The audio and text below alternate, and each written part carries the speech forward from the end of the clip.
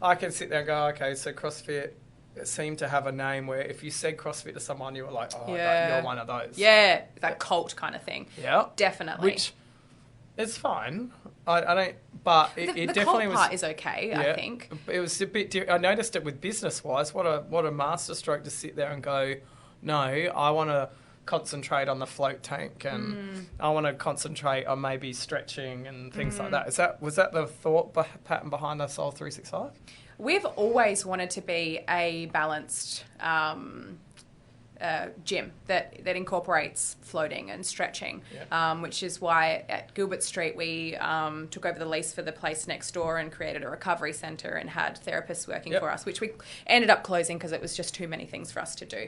But the main reason behind moving towards the name 365 was that we felt that there was a stigma that was attached to CrossFit. And I think CrossFit hit a period where it was the really cool in thing to do and everyone wanted to try it. And then all of a sudden, somehow, I feel like it got associated with a few negative things, like girls getting bulky, causing injury, cold tea. You have to be fit to do it. And all of these things we didn't feel like were in line with the brand that we had created.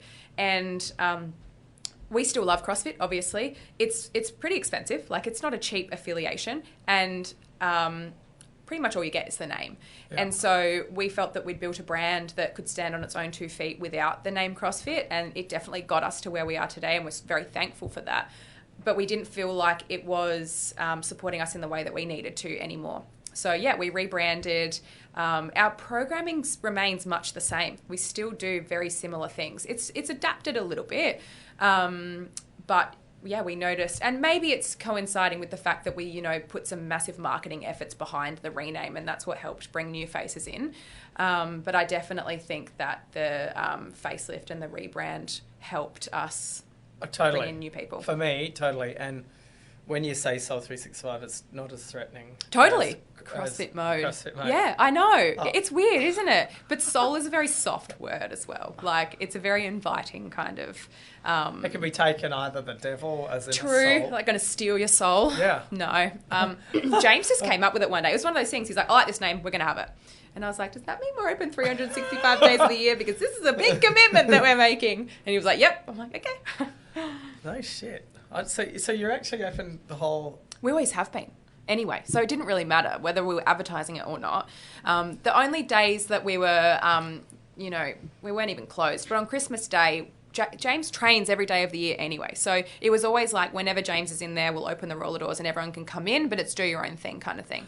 And now the coaches just go in there. So the gym is always open. We were, I think, one of the first CrossFit gyms to actually open all day. When we first started CrossFit, you had your morning classes. I don't know how long you've been doing CrossFit for, but you had morning classes and your afternoon classes. And every now and then there was a midday class, but the box was closed outside of those hours.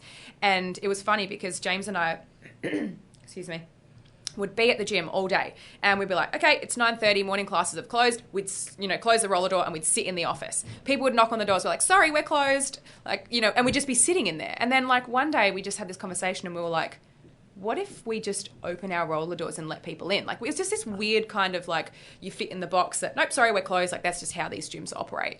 And then we just thought, well, we're here, so why not open the doors? And we opened the doors and then it just became a community where people wanted to hang out. We're lucky we're in the city, so we've got uni students, we've got, corporate workers on their lunch break. We've got people that just love fitness that, have hours that allow them to come in during the day. And I think we were one of the first gyms to open all day. And it just made so much sense because, supply and demand. If people want something and you're able to provide that, why wouldn't you? You're doing a disservice to the people by not giving them what they want when it's easy for you. Yeah. And even if it wasn't easy, I still think we would have, sometimes we'd go home. But I think that we would have, gone, well, if the people want to be here during the day, then we're going to open the gym. Yeah. It's fair. And it's a pretty simple thing. Oh, it's so easy, right? It seems so straightforward. But it's a big sacrifice when you're a business owner to then go, okay, so you've got to be here from 6:30 in the morning until 8 o'clock at night, 5 days a week, half a day on Saturday and a couple of hours on Sunday. Especially when you start running a business, as you would know, it's just you.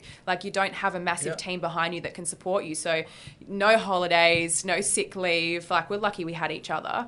But it's a big commitment, but you just hope that it pays off, which it has. Yeah, it's been great for, I guess, to be able to use food, nutrition, and fitness all together. It's like Yeah. a perfect combination. Oh, for yeah. Good lifestyle. Totally. Yeah.